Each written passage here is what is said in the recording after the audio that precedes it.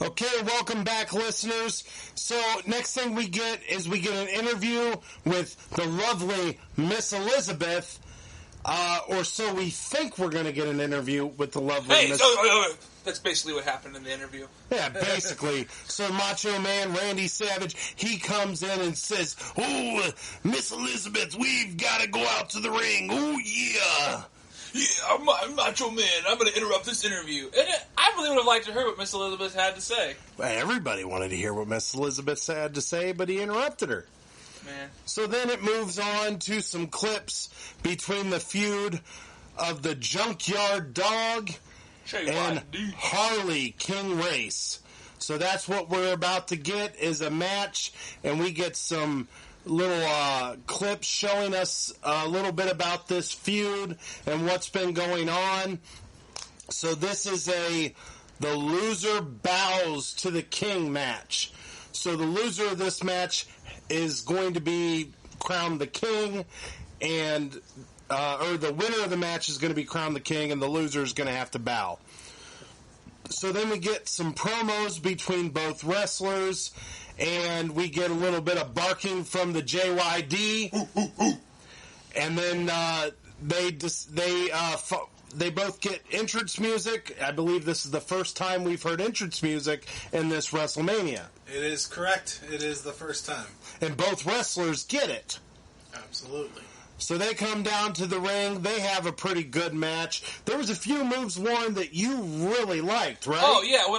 What was the King's name again? The King? Harley Race. King Harley Race. When Junkyard throw him on the top rope and he would do those 360 spins off of it, that was really fun to watch. I really enjoyed that. He was really good at selling the moves. Yeah, he sold that getting thrown off that top rope. Absolutely. And then it was good.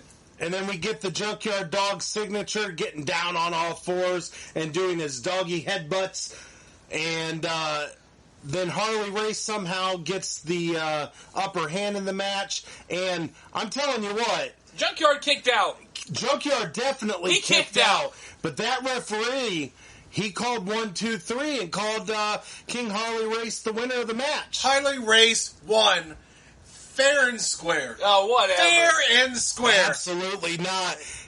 You know what? He got fair and square. He got fair and squarely hit right in the head with that chair. That was a cheap shot. No, it was fair and square. An absolute cheap shot from Junkyard Dog. And then, if that's not bad enough, he steals Harley Race's robe. The robe that belonged to him because he should have won that match with that referee. No. I was happy to see Junkyard Dog get his revenge, hit Harley Race over the head with the chair.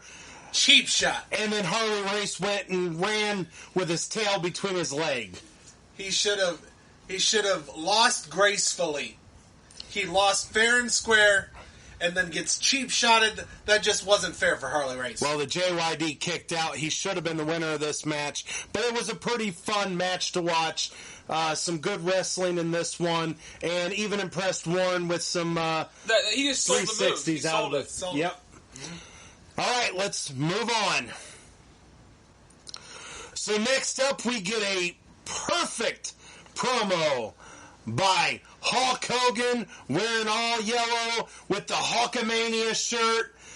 I absolutely love it. Vince McMahon's doing the interview. We get the whole, what you gonna do, brother?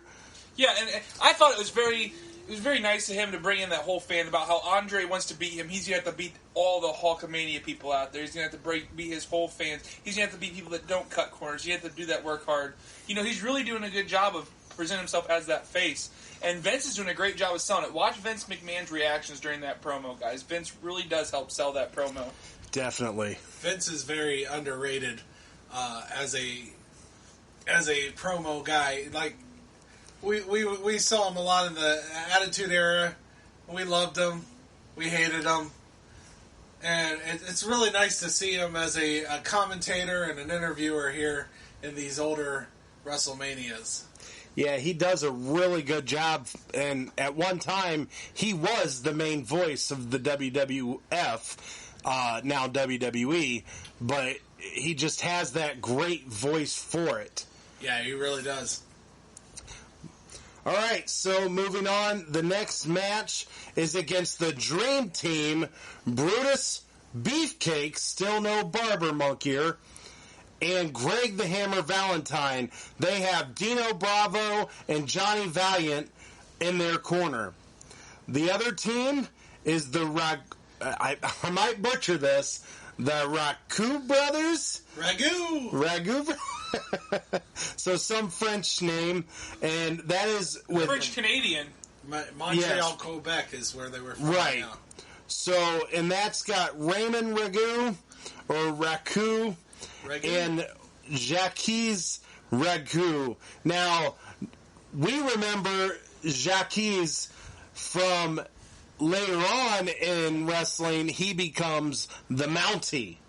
So that is where we remember him a little bit more from, and I'm so glad he became the Mountie, because if I have to keep saying this name, I'm going to quit. I just can't keep doing it. Hey, that's French-Canadian for you. I mean, at least it's not English-Canadian, where you have the thing like coloring has like a U in it. Did you know that? Like in French, there's a Canadian English too. That's a different language kind of too. Really? Yeah, it's Canadian's very interesting, especially if you get into how they have to market things there. Well, it's interesting that he's the Mountie, because I thought these were two jobbers. Yeah, that's what my initial thought was too. That this would be like their only match for the thing. They just came in to get beat up, but I mean, that turns out he becomes the Mountie. Well, they had a couple really good moves in this match. They even had one where I believe it was Raymond put Greg the Hammer Valentine on his shoulders, and Jacques jumped off the top rope, and he kind of put his whole... So, I mean, let's get real here. If you watch this match, there's no reason that that they shouldn't have won. Yeah. The only reason they didn't win is because interference and the fact there was 3 people to help one distract. Whoa! What interference? Dino Bravo got involved where he should have been. The Jacques and Raymond really should have won this match. I didn't see that. I'm pretty sure you guys had something in your eye. There was no interference. This is a clean tag team win. Oh, come on, Blaze. I mean, it was mismatched here, Blaze. Let's get real. I mean, Rage and I am seeing right now, you know, we're actually watching this with their eyes open. You're over here with some rose-tinted glasses over I here. didn't see anything of the sort. All I saw was a good, clean match. And Raymond had the pin at one time, but the referee was distracted. Yeah, and I mean, you have to think of it this way, you know. Play devil's advocate here. Clearly, they clearly knew how to do teamwork. That team knew how to work. They had it all planned out. Who was going to distract Rev? Who was going to help? I mean, they clearly had the better teamwork, even if they shouldn't have won. They definitely did have the better teamwork, and not only did they have the better teamwork, but at the end of the match, something went on with Brutus Beefcake and Greg the Hammer Valentine. Yeah, I missed that completely. Yeah, because I think we had our first tag team breakup on WrestleMania. Yeah, we had our first kind of... I guess he's already a heel, so it's not a heel turn.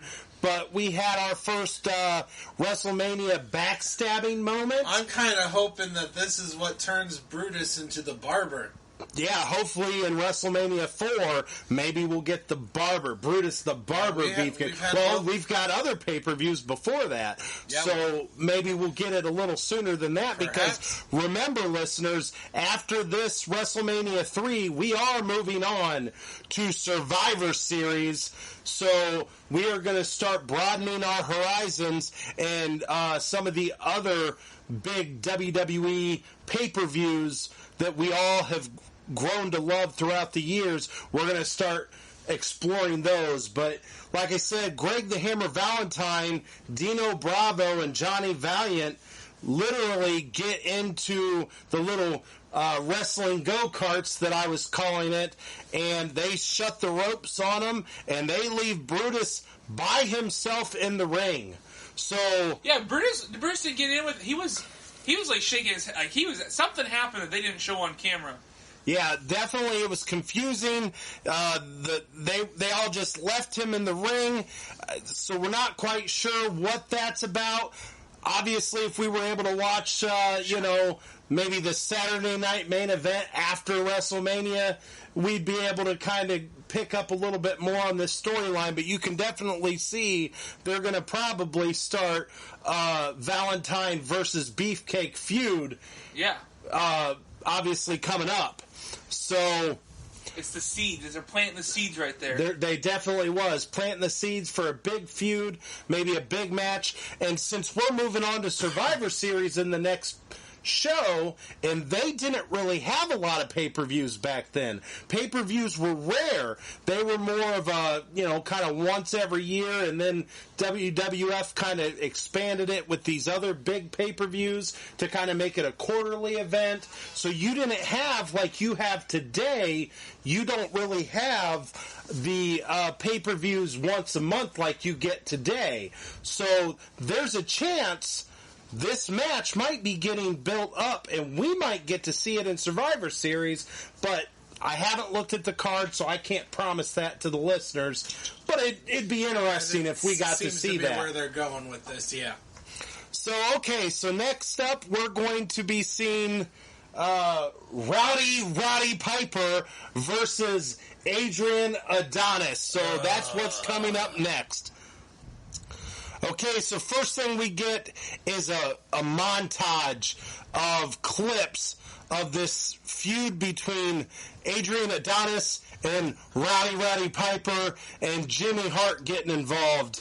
So it looks like Adonis has been kind of beating up on Roddy Piper. We also get our first glimpse of Piper's pit in these montages, which we haven't seen before.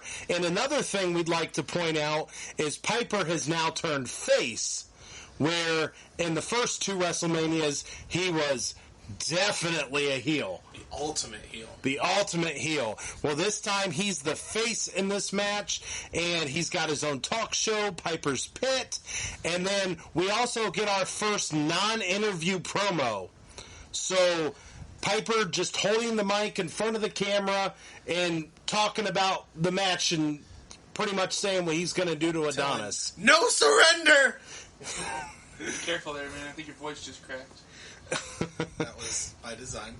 So anyhow, then we get an interview with Adrian Adonis and Jimmy Hart, and then they show them coming out into the mini wrestling ring golf carts. But then something we haven't seen in this pay-per-view yet, we get Roddy Piper coming out without the mini wrestling ring carts. He just walks out and marches out to his he's a bagpipes. Real man. So you can tell he's playing to the crowd. The crowd is just going wild. Oh, they're eating that. He's wearing the red plaited kilt. Oh, he this came is out classic. If you Piper. saw a toy of Rowdy, this is the image you saw. Yes. This is the pinnacle Roddy Piper. Yes, this is the action figure we had growing up. This is the action figure that Grandmommy bought us. Yeah, this is the LJN figure to a T, guys, if you're familiar with that. With the red kilt, removable, take it off for the match. He's got everything going on right there. The Hot Rod shirt. Oh, love the Hot Rod shirt. Oh. And he was a I great have a person Hot in real Rod life, shirt. too. You have a Hot Rod shirt? I do. It's when crap. What's her name? Ronda Rousey. Oh, so it's actually a Rousey shirt. It's not a Piper shirt. No, but it says Hot Rod. Yeah, it says Hot Rod. Fair enough. Yeah, and now that he's a face, we can in real life, he was a really good guy. He figured out his life afterwards. He and Ric Flair actually did a wife swap. Where they did a wife... Yeah, that's real stories. Yeah. Where did this show just go? Yeah, you guys need to know this stuff. Come on. It's your jobs to know. Yeah, Roddy Piper and Nature Boy Ric Flair, woo! Did a wife swap in the real life. Yeah, they did a wife swap for the TV show Wife Swap. Oh, this was a television program. Yeah, this was a TV thing. Oh, my gosh. Okay, well... Yeah, and basically... Roddy Piper went and lived like a pretty normal life. He lived out away from people in the mountains, nature. It was really nice. He had his life figured out with money, and he really did his best to talk and reach out to Ric Flair. Ric Flair has such a spending habit, and people were really taking advantage of him. And Hot Rod Piper actually in real life did his best to help Ric Flair out to try to get that under control. Good deal. All the more reason he's one of my favorites. Yes. Yeah, and another great thing about this match, it was hard to watch getting Jimmy Hart. Jimmy Hart's another great guy in real life. doing toy shows like I do, guys. So Ohio Nerd over here, toys and collectibles, my game type thing. I've actually set up at this table right next to Jimmy Hart in real life before I talked to him. Great guy. He's got his start in wrestling out of the Memphis area. He just a great guy. And in real life, too, an interesting thing is, he played a manager in WWF, but in real life, he was the real-life manager of Hulk Hogan, and that's why he left the company. When Hart left the company, it was because he couldn't be in WWF and manage Hulk out of the company when Hulk went over to WCW. It makes sense. Yeah, and another cool thing about Hart is, if you guys know, he did the theme music for a lot of people. So, for instance, like the Honky Tonk, he did the Honky Tonk Man theme, and perfect history. It just worked out amazing. Remember last match we were talking about the Monty? Yeah. Monty, yeah. Jimmy Hart made the theme for the Monty, too. Did he? Yes, he did. So we not only did we have the future Monty, we had the future theme songwriter for the Monty, just back-to-back matches. So he's just a jack of all trades, isn't he? Yeah, and he's a great guy in real life, too. Okay, awesome. So this match, definitely, you can tell they really sold that there was a beef going on between these two. Blood. And Rowdy Piper, he definitely got his hands not only on Adonis in this match, but he threw Jimmy Hart. I know how great of a guy you think he is, Warren, but Jimmy Hart over the top rope like a rag doll in this match. Oh, man, that was hard to watch. It was knowing fantastic. How good a guy he is. Yeah, Adonis, I had some things to say about him in the last match. Yeah, he was toned down, no dress in this one. Yeah, no, he had what looked like a cloth pink diaper. Oh, the diaper was weird. Which was oddly a lot less offensive than what he had last time. You know and the worst part about that was... It was still uncomfortable to watch. It was still uncomfortable. The worst part about that was, he's a bigger man. We're all bigger men here. But he had that diaper thing tucked into his belly, and it was too tight, and that was gross, the way his belly was like... Yeah, it was uncomfortable. Pleasant. It was slightly less offensive, but it was uncomfortable. Definitely was. But he still sold those moves. Yeah, I was about to say, he sells those moves so well for such a big guy. Oh yeah, he went tossing over the turnbuckles. Ragdoll. Yeah, I mean, he was flying all over the place, out of the ring and everything. So this match, Adonis. Actually, we forgot to talk about the little belt whipping. Referee let a lot go on in this match. Sure this was a no DQ match. Now let's just get real. Well, it was, and we haven't even mentioned this. This was a hair versus hair match. That's right. Yeah, but let's get real here. This referee, he's slacking. We had the little people match where he messed up, and I don't know if necessarily should. I don't know. We had the last mixed tag match rules. It was fine. We had Junkyard Dog kick out. Yeah, I didn't get that.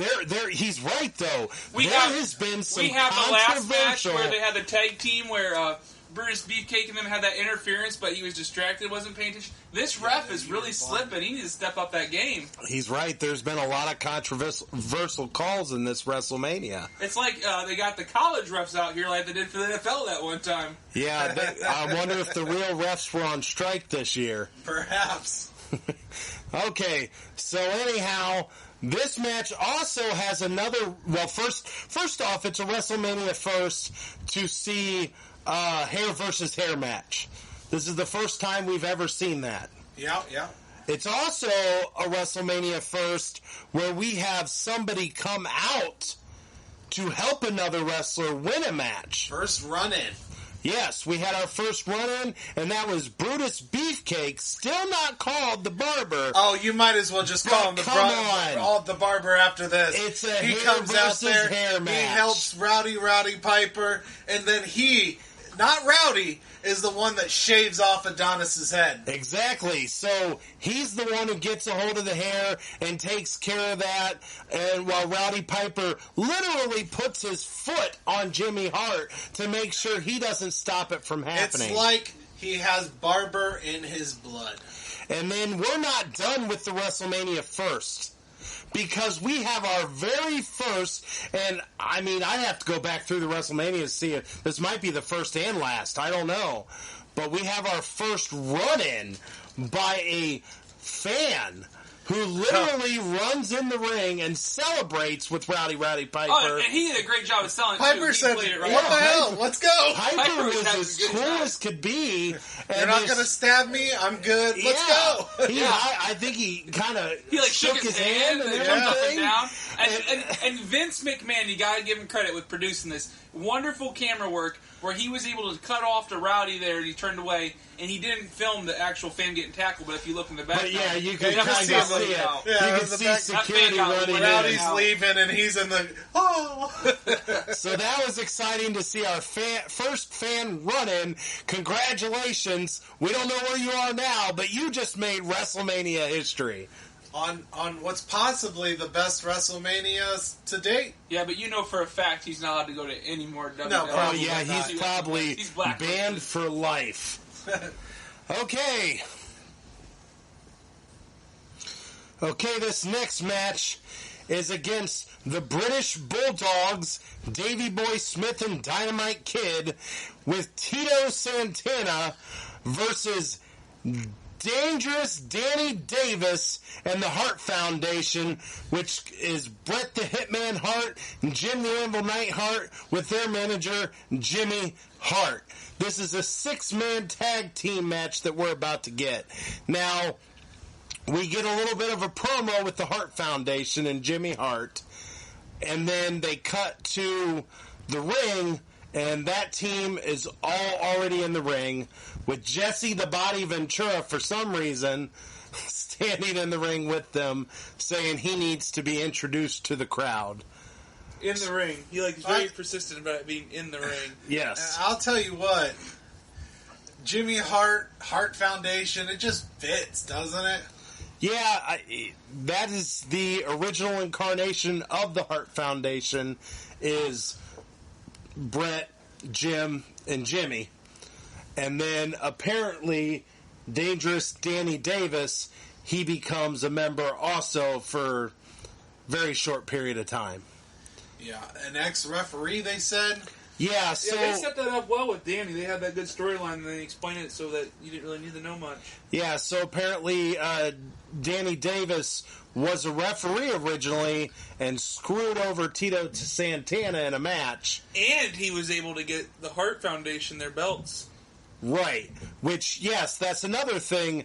They are now the World Wrestling Federation Tag Team Champions. And so you see they're wearing their belts, but this is a non-title 6-man tag match. There's no belts on the line in this match. No, there's not. And Tito just, every WrestleMania seems to get himself into better matches, doesn't he? Yes, he does. This was a very, very good match. Then we get, by the way, we get the entrance with the British Bulldog. You got some great British technical Bulldogs and wrestlers Tito in here. Santana. Yeah. And this was a very good match, mostly dominated by the Hart Foundation, Bret and Jim the Anvil. Danny Davis didn't do a whole lot in this match. And a matter of fact, Dynamite Kid, who is the other member of the British Bulldogs, kind of just took a butt whooping for the majority of this match. They just kept ganging on him and keeping him in their side of the corner, which is good wrestling. Yeah. But there was some very good wrestling moves until he could finally make his way over to the corner and get the tag from Davey Boy Smith after Danny Davis botches a move and, he's able to get the tag. So Davey Boy Smith comes in, does a power slam on Danny Davis, and you think, okay, the tides are turning, and this match is about to be, for the faces and the good guys. But pandemonium breaks loose. Everybody kind of jumps in the ring. And, it was great. And you gotta give it, guys. Jimmy Hart comes to save the day again. Yeah, so Jimmy Hart gets himself involved yet again in another match, and he hands the megaphone to Dangerous Danny Davis, and he hits I keep wanting to call him the British Bulldog, but he's not quite. That's the tag team name now, but he hits Davey Boy Smith over the head. All the other members of the match are involved with other battles going on, and Dangerous Danny Davis gets the pin 1, 2, 3, and they steal the win. I mean, you got to give Jimmy Hart credit after taking the beating he did in the last match. Yeah, that was kind of the funny thing, is he literally got whooped around by Roddy Piper, but here he's as healthy and energetic as can be to take care of business with another one of his clients. His many, many clients. Yeah. We're going to have to look around and see how many people he's managed in these 3 WrestleManias. You know, and the funny thing is not just how many he's managed, how many he managed at the exact same time as other wrestlers, because I mean, not only was he doing trend. that, but it was real life too, man. You got to think he's a real life manager too. He's playing a manager. He's managing.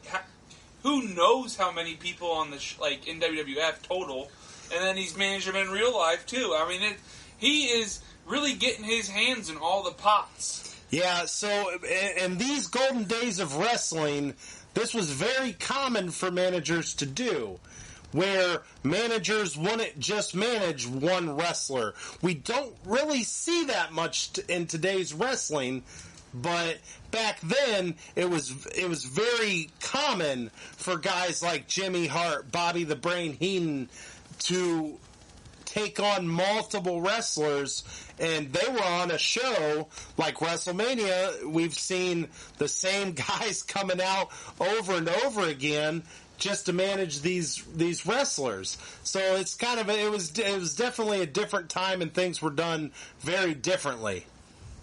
Yes, they were. Okay, so before we end this, this is the end of part 1 of our WrestleMania 3 rewatch podcast.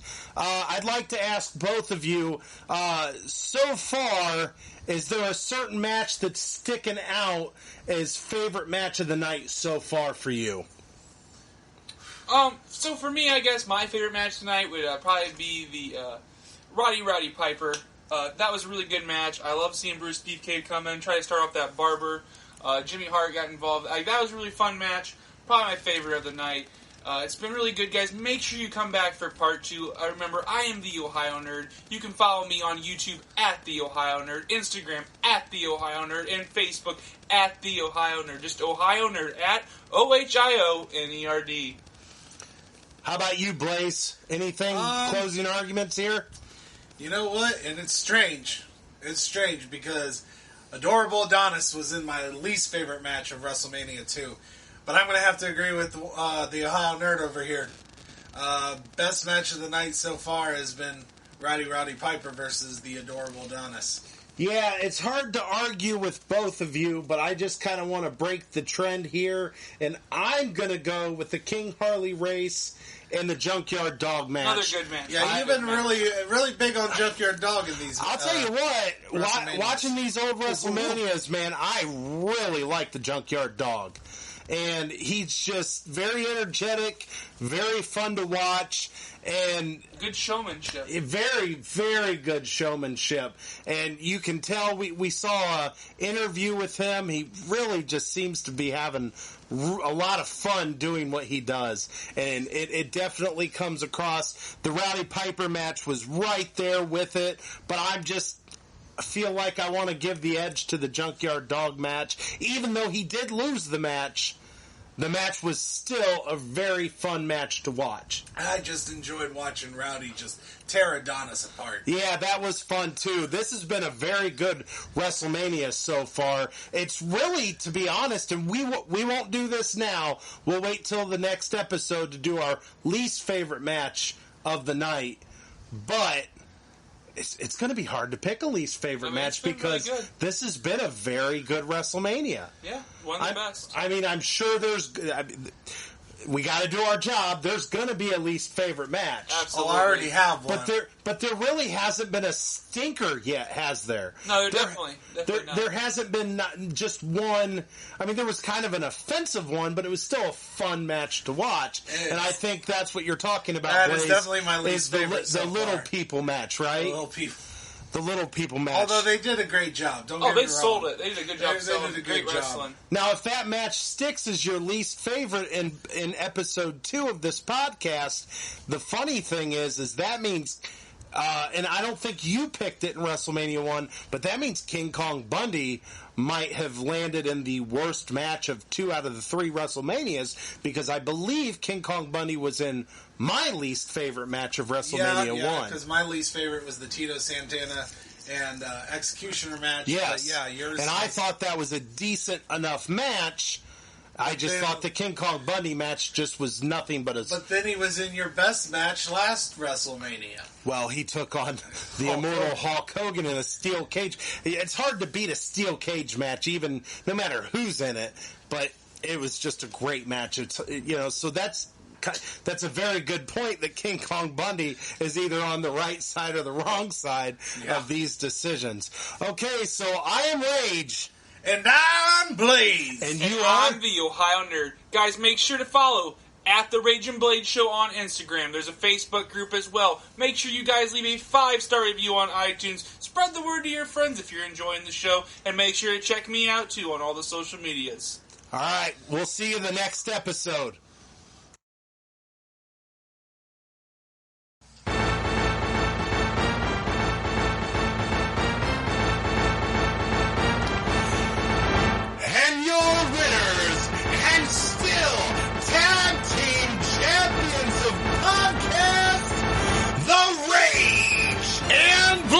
Show. Thank you for listening. Good night.